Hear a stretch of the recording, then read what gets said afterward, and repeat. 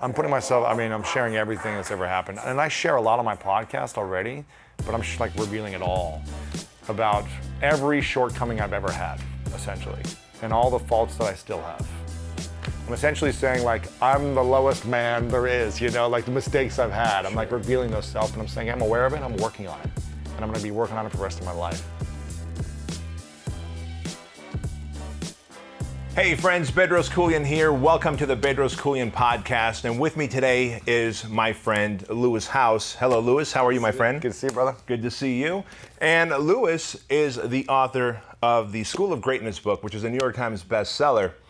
And I've got to tell you what you don't know, and I was waiting to start the podcast to tell you this, but School of Greatness and Bob Burg's book, The Go-Giver, are the two books that we send to every new mastermind and coaching client in the mail when they come on board. I appreciate it. Yeah, well, I appreciate you writing it. And as of course, when you spoke at Fitness Business Summit, we had such a positive feedback from everybody that I decided, you know what, moving forward, I'm going to include School of Greatness with the Go-Giver as well. Yeah, so thank you for writing it. So what are some of the big lessons that you've been able to help the world with through this book? I think you've got a new book coming out as well, and a lot of things you talk about, I talk about, because I think the principles are the same. Success doesn't happen on accident, a lot of people say, and I've had the pleasure of interviewing a lot of these top leaders in the world, from sports to business to spirituality to relationship experts, and kind of all of them, when they get to the top, do similar things. And the first thing is they have a clear vision. They take 100% ownership for their life, 100% responsibility. They stop writing lists of excuses of why they're not where they're at. They stop blaming everything else around them, and they say, okay, I'm in full ownership. What am I going to do about it to achieve my dreams? What are the action steps every single day? And they have a clear vision of what they want by a certain time. And then they take those actions and they build a powerful team around them, which is another principle, which you talked about beforehand, how you need to have A-team players if you want to have an A-team company. They have powerful habits that support their vision. So we were talking about a mutual friend, Craig, who is like a machine with his habits, right? Every single day you know where he's going to be, what time. When he puts food in his mouth, it's like, it's a ritual. And maybe a little too much ritualistic, but he is so efficient and effective that he gets incredible results, and those are undeniable.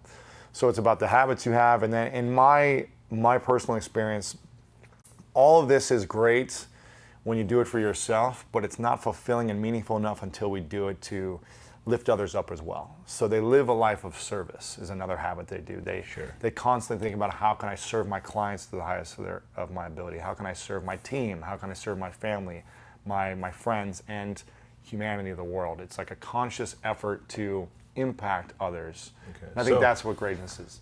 Where that's concerned, and if I remember correctly, there's 8 pillars. Yes, 8 principles of greatness, yes. So of the 8 principles of greatness, what would you say, and if I'm putting words in your mouth, tell me I'm putting words in your mouth, but what would you say are the top 1 or 2 principles if one was only going to adapt in the beginning, the 1 or 2? I would say vision is number 1, and learning to turn adversity into your advantage. Because as you know, you face a ton of adversity in your life.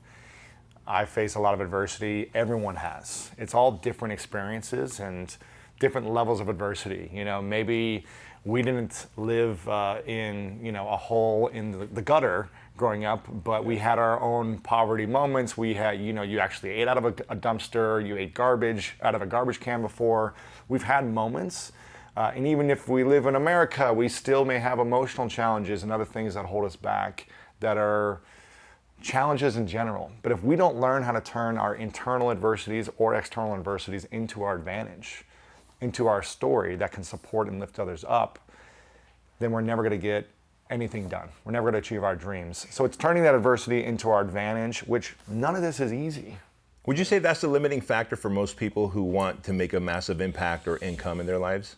I think so. I mean, if we're not able to take responsibility for where we're at and say, how can I learn the information I need? How can I get out of this situation? How can I use this as my story? Then we're always going to stay stuck. So it's looking at the adversity and saying, okay, I was dyslexic growing up. I know you had challenges. And I said, okay, what are the things that I can do that can help me get my dreams to come true? Maybe I'm not going to be the best student in school, but I'm going to be able to learn how to communicate effectively, and I'm going to learn sports because I have a different talent there. So that's something though, but if we never learn how to use the challenges that come our way, and the bigger the dream, the more challenges. It's not just going to be like easier. You know, when you have a platform, more people are going to attack you. We were talking about this earlier, how like, you know, some of the fitness experts that you've talked to, and you know, if they get negative comments, it's like they go down a dark hole. Sure. And so it's being aware of the adversities that are going to come your way. It's going to come more and more the bigger you get. The more money you make, the more accomplishments, you're more of a target. So learning how to embrace and be peaceful in those adversities, I think is powerful. And I just want to really state that this isn't just your opinion. I mean, I have literally seen you interview on your shows because I listen to your podcast and I watch it on YouTube. I mean, how many hundreds of people? Hundreds, yeah. And these aren't just like everyday schmoes. These are like thought leaders, entrepreneurs, influencers. Billionaires, yeah. Yeah, so you've seen the common golden thread. Absolutely. Yeah. And I would say vision is number one. If you're giving me three things, vision, turning your adversities into your advantage, because, you know, even a friend of mine who I had on my podcast recently, Maria Sharapova. She's a 5-time Grand Slam champion, former #1 tennis player in the world, highest paid female athlete of all time. And she's getting a lot of attacks and people trying to pull her down all the time. So even when you achieve certain things, it doesn't just mean like you have this easy ride. Sure. It's different challenges that arise at different levels of our life. So that's the second thing. The third thing would be living a life of service. Vision, turning adversity into advantage, and then living a life of service. Because I believe if we only do things for ourselves, it's never going to feel meaningful and rich enough. It's always going to feel like we're not doing enough. But when we live to achieve our dreams and to impact others, I think it helps us take the burden away from ourselves as much. Sure. Well, let me take a moment right there to edify you, because having known you for, 6, 7 years when you were the LinkedIn guy, and we met back then, and it was the first time I remember hearing the story from you. I think it was you, me, Ryan Dyson, Craig Ballantyne at maybe a Dan Kennedy event or something. Yeah, and like a dinner or something afterwards, yes. right? Or like in a lobby of a hotel or yeah. something. Yep. And I remember you saying like, man, I slept on my sister's couch trying to get by after you lost your career in football. Uh-huh. And so having followed you since then and been friends with you, to see that you practice what you preach, you've turned adversity into an advantage. Right. You have a very clear vision, and I see it with where you're going. You are living the life of service. And here's what I mean by that. Most people watching this probably don't know, but as my book Man Up comes out in July of 2018, I came to you and I said, Louis, I've got a book idea. Right, I don't have an agent. I don't know what an agent does. I don't have a publisher. I don't know how to find a publisher. I don't even know how to write this book, because I write emails and I write sales emails and blog posts. Right. It's a different world from writing a book. And literally by the time I drove from your place back to Chino Hills here, you had connected me with your agent, you had introduced me to a couple of publishers, right. and then you emailed me your outline. Yeah. And I haven't told you because I was waiting for this moment, but it was all those things that brought the whole picture of Man Up together that allowed me to write my book, find the publisher, negotiate the deal. Sure. So I want to thank you here. You do live a life of service. And I'm no Grant Cardone or Gary Vaynerchuk or Tony Robbins. I'm just some guy. And you did that just because. It wasn't, there was, and, it's my pleasure, man. Yeah. So I really appreciate that. But the reason we're here today is I'm really excited about this, because when you and I got to hang out, you told me about it, and I've been very hush-hush, is about your new book, The Mask of Masculinity. What is this book about, and how is it so different than the School of Greatness? You know, it is about the journey of becoming the best human being you can be. And I wrote it for myself because I was going through a lot of internal challenges. You know, we had many conversations about both of our internal challenges as men in the world, in terms of intimate relationships, with family relationships, with career relationships, and with the most important relationship of all, the relationship with ourselves, which I think is the most sacred relationship we can have. The conversation we have with ourselves can lift us up or hold us back, right? It's the thing that drives us one way or another in the direction of our lives, is the conversation we have and the way we feel about ourselves. For so long, I was living in a state of anger, revenge, frustration, and resentment for all the different situations that happened in my childhood with family, kids in school who I felt were picking on me, to the sexual abuse that I faced, to my parents going through divorce and constantly screaming as a kid, to all the different situations that we all go through in our own way that kind of pile up, and if we allow it to hurt us in a negative way, it does. And if we allow it to control the way we think and feel about ourselves and the world, it does. And again, I know you've been through a lot of different things as well. And I think each person can relate to going through struggle and challenge. No matter if your parents had money, or you were poor growing up, or you had family, or you were a single child, or a foster child, or you're abandoned, like we've all been through some type of adversity. But these ghosts of my past were still holding me back. And I was a 30-year-old man who was still acting like a boy in a lot of respects in my mind. That's profound. And I was like, why am I still so reactive in certain situations? Why am I triggered when I feel like someone's stepping to me? Why am I wanting to fight someone, physically put my hands on someone when I feel like they're attacking me or they're bullying me or whatever it may be? Why can't I just be more peaceful and go about life in a different approach that is going to be better for my health and for people around me? And it was kind of like a moment, maybe it was just turning 30. I was going through a breakup at the time that was pretty emotionally up and down. And I was like, a lot of different things were happening in my life. It was like a moment. I got in a bad fight with someone on a basketball court in the mean streets of West Hollywood. When you should never get in a fight on these courts, right? It's like the most beautiful courts with lights, and it's like right next to Beverly Hills. And I remember just being like, what is wrong with me? Well, I got to stop you there, though. But building up to that in your late 20s, mid 20s, you were obviously still getting triggered, still had anger, internal rage issues. Up until that moment, you didn't ask yourself, what's wrong with me? Why am I different? Why am I reactive? No, I just kind of thought like people didn't understand me. Okay. You know, I was like, people don't get me and they're just taking advantage of me, or they're just don't understand what I've been through. You know, it was coming from a victim mentality. Sure. And I'm sure there were moments of like, maybe I should, try to figure out how to change this, but I didn't have the tools. I didn't have the awareness. I didn't have, in my mind, I didn't know how to. So what happened then in that moment, around that fight, or around the time you turned 30, or the breakup, that gave you the outside eyes to look into your own life and go, holy crap, things have to change? I was sitting in my apartment at the time in LA, depressed of this breakup. Like we were still kind of together, but not together, just like up and down. And I was like, I don't even want to see her. I don't want to see anyone. I'm just going to sit here. I watched, I think it was 84 episodes of a show called Weeds for like 2 weeks. I just One stayed of my favorite shows, actually. It was great. Yeah. I've never smoked weed in my life, but it was just like fascinating, you know what I mean? And I just remember being like, enough is enough. Like I'm a 30-year-old man. Well, I thought I was, but I'm really acting like a child, and I'm not taking ownership of my life. And I get like going through emotions of a breakup and emotions of these things and challenges. I get it. Like I'm human. It's going to happen. I'm going to grieve. I'm going to feel this way. I get it. But I shouldn't be reactive in a way that is childish. That for me does not look like a man. It does not seem like I'm manning up to being a powerful leader for myself, for my relationships, for my family.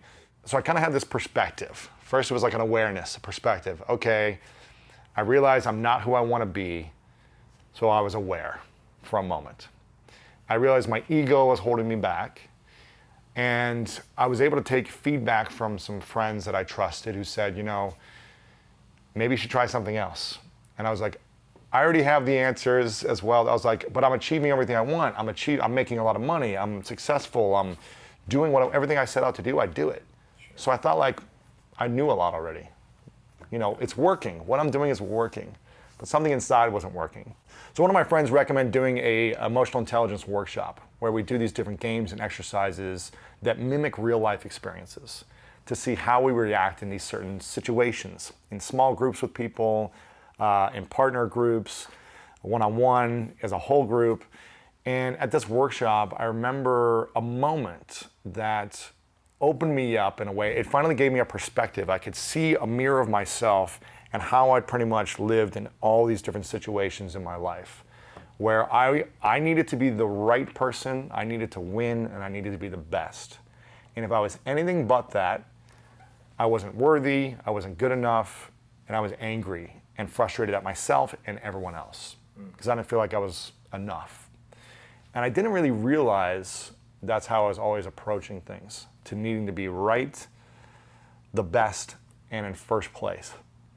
I didn't realize that that was hurting me. I thought it was helping me. Sure. But it was never enough inside. Every time I achieved something, it wasn't enough. It was like I was almost depressed when I would achieve my goals. Why, were you expecting a different outcome? I guess I was expecting a different feeling. Sure. And it wasn't like champagne came from the heavens Right. and everyone loved me after I'd achieved these things. I won, but I don't feel like a winner. I felt like a loser every time. And I think maybe because I was 30 and all these things were happening and it was just I was evaluating my life. I was like, why am I still feeling this way? Isn't this something that is a phase that passes me? And now that I have the money, because I was poor before, I've got money, I've got the accomplishments, had the girl, healthy, I'm a good looking dude, I guess, I'm like, I've got. You are definitely a good looking dude. I've got I'm a healthy looking dude. I'm Sure. not Yeah. On paper, these things are happening in a way that are supposed to be, now I have it all, but why do I feel like I have nothing? And so it was like a discovery and a journey for me to be like, okay, what does it mean to be a man? And really, what does it mean to be a human being full of love, full of dreams, full of compassion, full of humanity? And this workshop kind of opened me up to a lot of things I was doing that was not effective. And I stopped looking at myself as right and wrong and started looking at what's working and what's not working. What's getting me results and what's hurting me. Yeah. And I started to evaluate everything in my life that way, of the actions I take, the thoughts I think, my reasoning why I was doing certain things. And I realized my entire life was to prove people wrong and to make me right. Was to make people look bad and to make me look good. Was to have me win and have people lose in the process. Because of all the different situations that I created a story around myself that I needed to do that, and needed to feel loved, worthy, to have friends, accepted in the world. So the narrative that you had created about yourself put you in a position that I must always win, and for me to win, there must be a loser, and therefore others must lose. And in relationship, in order to win, I must be right.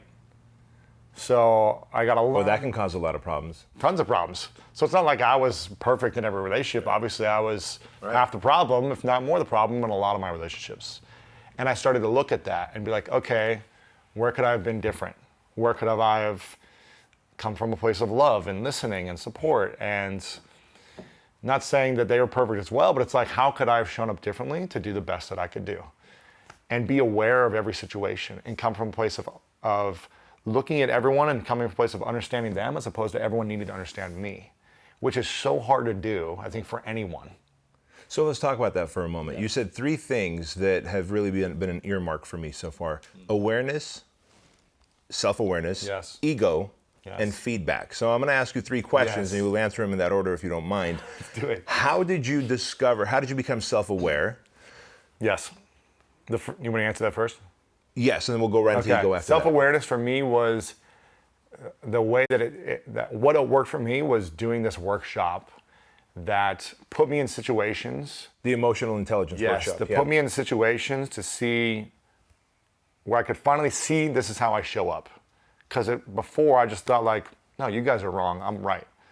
I know the answers and it's working for me. This is why I'm successful. This is why I'm making money.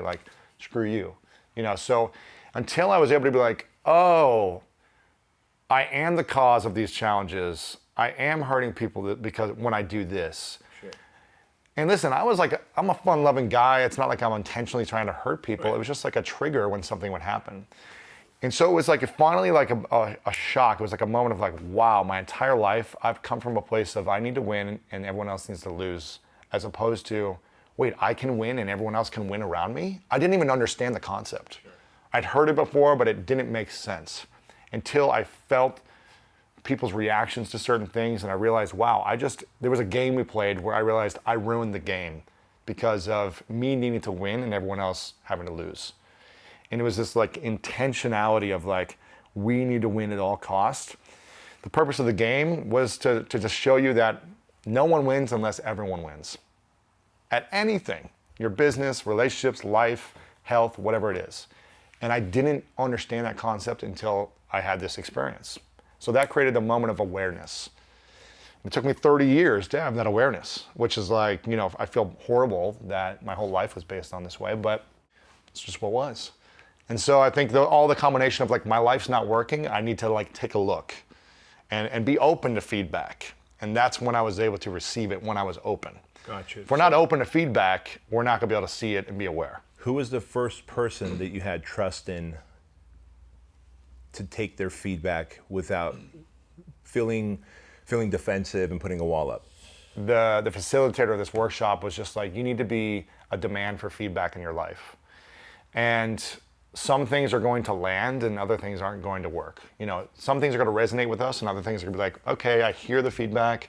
I don't feel like I'm doing that, but I'll be aware of it in the back of my mind and make sure I'm moving forward with like an open mind. So I'm constantly trying to take feedback from everyone. My team, which is a team full of women.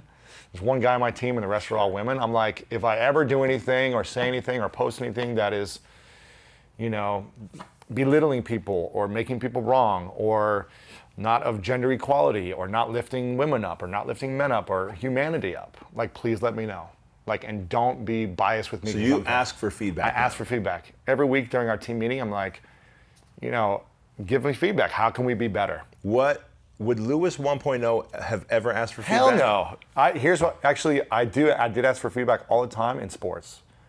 So I trusted my coaches with more than anything, because my vision was to be the greatest athlete I could be, and I had a dream of being an All-American and a pro athlete. So if someone could help me get there, I will listen to that coach all day long and die for them, because it was going to help me achieve my dreams. Anything they said, I would trust. Sure. And so now I look at everyone as my coach. What an interesting paradigm shift. Yes. Yeah. But I also am discerning about who they are, where they're at in their life, their situations, because some people come from a place of, you know, their own issues, and they're giving you feedback based on their own fears, and they don't feel enough, and they're poor, and they're frustrated, and they're like, you need to be doing more for the world or something. Or right. If they were in filters that are distorted, you're not going to take their feedback. So I get to, you know, hear it. Okay, does that make sense to me or not? And try to be aware of it moving forward. And it's easier said than done, because I feel like you can take so much feedback and just be like, I'm not constantly getting feedback. But I think the greatest leaders in the world who continue to evolve want to learn how they can be better. Yeah. And we want to say, okay, if it's not working for you, how can it work? How can I be better? How can we shift things so it is working for our mission? To better the business, to better our intimate relationship, to better our family relationship, to better our friendship. How can we make it better? And obviously it comes from more than just you, but it starts with us. Of course. As men that want to step up and man up, I think it's about evolving and being aware and being open to feedback, definitely, in my opinion. Being open to feedback and not having to be right about everything, but being open to it. So, it's funny. Those are hopefully I'm not contradicting your book. No. You're nailing it. And here's the thing that I'm most curious about is someone like you who was so ego-driven that I must win and therefore others must lose, built-in anger, rage, etc. And you have like transformed so much. You know, I mean, you talk about an evolution of Lewis 1.0 to 2.0. Thank you. It's a work in progress. It's a long way to go. Sure. But to become self-aware and to be open to feedback, one must put their ego into check. So let's talk about that last piece. Yes. What did you do? What's the process of someone who is now, because when we start being good at something, when we're good at a sport, in business, in influence, it does tend to stroke our ego. Absolutely. Get all these accomplishments. Yes. Inc. 500, Inc. 200. Yeah, it's like. So then all of a sudden our ego starts taking control of our behaviors. How did you have to put that in check so that you can be open to feedback and self-aware? I mean, I have to put it in check every day still, because my ego is so strong. And I think having the habits and the rituals and the routines guide me in that process. So not every morning, but almost every morning I meditate for about 15 minutes, and I really get clear on my intention for the day. I think creating these challenges for myself on a daily basis, not like, okay, here's what I'm gonna do for the rest of my life, but what can I do today? And first thing in the morning is about connecting to the breathing, to my mind, and to my intention. The breath is our longest companion, and most of us never pay attention to our longest companion. So I try to focus on it for a few minutes and clear my mind of any distractions, any ego, any hurt that I may be feeling from the day before, frustration, attacks, whatever, and really allow myself to like let things go and then say, what do I want to create today? How do I want to show up? How do I want to be perceived? How do I want people to feel? And how do I want to feel? And I think about that. You know, obviously the day happens and driving here, there's traffic and I got off the wrong road and took me 2-mile detour and I'm like, oh, you know, I don't want to be late. So it's like things happen throughout the day and it's all about how I respond to these situations, to these attacks or these passive aggressive energy or whatever is happening. Sure. My failures, it's how I respond. And so I just try to remind myself every single morning and every day to live in gratitude for what I do have, to hopefully create more to come for me, and to be mindful of my intention. And that's just a process that I do. It's not a perfect system because every moment there's things that are happening that are challenges. But it's, again, at the end of the night, saying what I am grateful for, letting go of the things that didn't work, evaluating how could I have been better in a certain situation. I think giving myself that feedback, like on a scale of 1 to 10, I write this down, like, was I effective in my relationship? 1 to 10. If it was a 6, okay, why? Look at that 6, why? Oh, because I was an asshole. I was a jerk. I didn't listen. I wasn't compassionate. I was dismissive. Okay, my intention tomorrow is to be better. I'm gonna try to be at 8, you know? Yeah. Just get a little bit better. Sure. I'm gonna try to listen when I feel like I don't wanna listen right now and I don't need to listen to this anymore, but I'm gonna just be patient. And it's not easy. No. It's not easy, no. And there's no way we're ever gonna be perfect, in my opinion. Work in progress. Work in progress, but it's like, how can we set ourselves up to win in the morning, during the day, and at night, to be calm, to be loving, not aggressive, to be, driven, but also compassionate. You know, it's a dance. I think masculinity and manning up for me is a constant art form. It's like we're painting the most beautiful, on a canvas, the most beautiful painting, but sometimes it's a challenge to find the curvature and the lines and like the colors because it could get really dark if we wanted it to be. Sure. So to that point, as you're writing yes, the Mask of Masculinity, I'm sure there's a self-healing process. Super. I wrote it for myself. Yeah. To heal. But who else can benefit from it? All humans. I wrote it for men, but as I was writing this book, I realized that like, wow, if women actually read this to understand the men in their life about the masks that all men wear and will continue to wear, if women could come from a place of understanding just the way men could come from a place of understanding of women's needs and why women react in certain situations, maybe the relationships could be healed or a little bit better or more effective. And if women could understand why men wear different masks, understand where it's coming from, and how to get them to remove their mask without making men wrong. Their partners, their boyfriends, their brothers, their fathers, their uncles, their sons, if they can communicate in an effective way that doesn't make them wrong, but lifts the men up in their life, then they're stepping into manning up even more, as opposed to attacking their ego, which is going to make them put on the mask even stronger, tighter. And so I give prescription for men and women on how to let go of the mask. But when I say humanity for all humans, you know, as I was writing this book, something interesting happened in my life. A family member of mine came to me who was my niece and is now considers themselves gender neutral, gender fluid. Sure. And so they no longer go by the pronoun of she.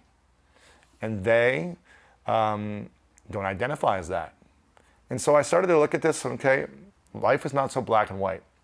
Maybe I don't understand this, but I'm going to try to learn where someone's coming from, their needs, their challenges, what they're facing. And so I say all humans because, man, woman, child, doesn't matter what race, gender fluid, gender neutral, transgender. I interviewed transgender individuals. I interviewed drag queens. I interviewed men, women, like everyone, because I wanted to learn how we could be better human beings. So as you go through this process of writing the book, it's healing, it gives you a sense of closure. You get to share your experience with the world so that they can take off the mask if they so choose to. Yes. But I'm sure it also stirred up emotions and brought up things that you hadn't thought about for a long time. I know for me, we've talked about this before. We are both, I don't want to call it a victim. We've both gone through sexual abuse. Yes. Right? Yes. And for me, from the time it happened to the time 2.5 years ago when I worked with a therapist, his name is Dr. Kevin Downs here in Brea, I was going through a cycle of shame, rage, confusion, right? What did I do to cause that? Yeah. Right? Confusion. What did I do to cause that? Rage. How can that happen to me? Shame. I can't believe that happened to me.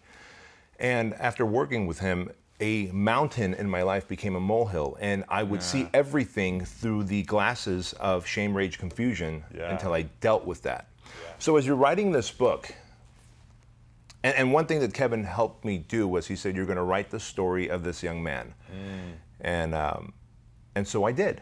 And it ended up being 17 pages, and I emailed him, and he walked me through it, and it was really a great experience. So, but as you're writing this book, and these emotions are getting stirred up, how do you feel? What did it do to your current day productivity? Did it help? Did it hinder? Did you feel like you're walking through molasses? What? When I was 4 years ago, when I was 30, I started to let go and open up and talk about all these things. And this book, writing was 2 years after kind of like this whole healing journey for myself. So I started sharing all this stuff before, but I started diving even deeper to stories like you talked about that I hadn't really shared and remembered. And I was like, oh, wow, all these things, because there's 9 different masks that, we came up with the different interviews I did with psychiatrists and all these different experts. 9 different masks. And I was like, man, I've worn all these masks in my life. So each chapter I kind of like take myself down and I'm like, here's how I showed up with a mask in this specific area. So it's kind of like putting me down and throughout the whole book of like, here's how I failed as a man. And here's how I had examples of me of where I wasn't stepping up and manning up the best way possible. Living in a vulnerable, loving, as a leader, as a man. And it definitely it came up with a lot of feelings, emotions, stuff with my girlfriend that she was like upset about hearing, because I was like, okay, let me be honest about who I am. And let it all out. And it was, it brought up a lot for her, for me, it's just a lot. And I feel like I just started barely sharing stuff out. I mean, this is coming out later, but I just started sharing a few things out about wondering what people's opinions are about masculinity and relationships, and the amount of attacks that I'm getting from women who feel that I don't understand them, or that I'm a white man with whatever, like privileged white man, like it's just like a lot is still coming up. Where it's like, okay, I'm trying to put something of meaning and value to help men and to help women and humanity. And I think people are just hurt in general by all their experiences of their past. And they're attacking people still who represent something. I'm a tall, like jock-looking dude. I represent every girl's like high school boyfriend that they dated for a few months. Sure. And so therefore you're the guy that you broke my heart, you hurt my feelings. Hurt my feelings, and I can't trust you. Do you get judged a lot? All the time. I'm like, you're the jock who just like does this to girls. You've probably lived this life. You probably don't care about women. And I'm like, I hire all women. They get paid more than the men on my team. And people don't know this. And it's like, I don't want to have to like justify myself or like defend myself, but I'm just like, a lot comes up for me. And I'm like, what else do I need to prove that I'm like trying to help humanity? It's like, so a lot's still coming up for me. I'm assuming this is going to continue to stir up stuff, and it's going to test my ego even more. Because I think the more I want to like make an impact, my ego is going to be tested. Like, I didn't want to put my face on the cover of this big image of my face, but my publishers were like, we think it's going to leave a bigger impact, and it's going to be more captivating. I'm like, let's hear all these like narcissistic ego remarks that are come my way, but I'm like, I've got to stay focused on my vision. And I think the greatest leaders, we talked about in my first book, all the attacks they get, you know, Obama had half the world hating him, right? And all the attacks that Trump has more than half the world hating him, and it's like, whether we want to agree with him or not, he's committed to his vision, no matter what people say. Now, that's a whole other conversation. I don't want to go into that, but I'm like, okay, the more we go after our dreams, the more we need to let go of our ego and allow people to have their feelings and come from a place of love, the best way that we can. And so I'm learning how to evolve into manning up the best way I can with a new level of my life. And it's a challenge. I'm going to end it with this one question. Do you think that part of you writing this and getting so vulnerable and wanting to help so many people really is the evolution of you becoming Lewis 2, maybe even 3.0? Yeah, I think so, because You're really putting yourself out there, and therefore for more criticism, more negative feedback? Everything. I'm putting myself, I'm sharing everything that's ever happened. And I share a lot on my podcast already, but I'm just like revealing it all about every shortcoming I've ever had, essentially, and all the faults that I still have. I'm essentially saying, like, I'm the lowest man there is, you know, like the mistakes I've had. I'm like revealing those self, and I'm saying I'm aware of it, I'm working on it, and I'm gonna be working on it for the rest of my life. But I think it's helped me evolve to have a lot more awareness, respect for human beings in general, and love and compassion for myself. Because I can continue to beat myself up and be like, gosh, I'm not doing enough. Or I said something that hurt someone. And I can continue to be like, I need to please everyone. It's just not gonna happen. Yeah. I need to know that I go to bed at night and feel good about myself and do the best that I can for humanity, and that's all I can do. That's wonderful.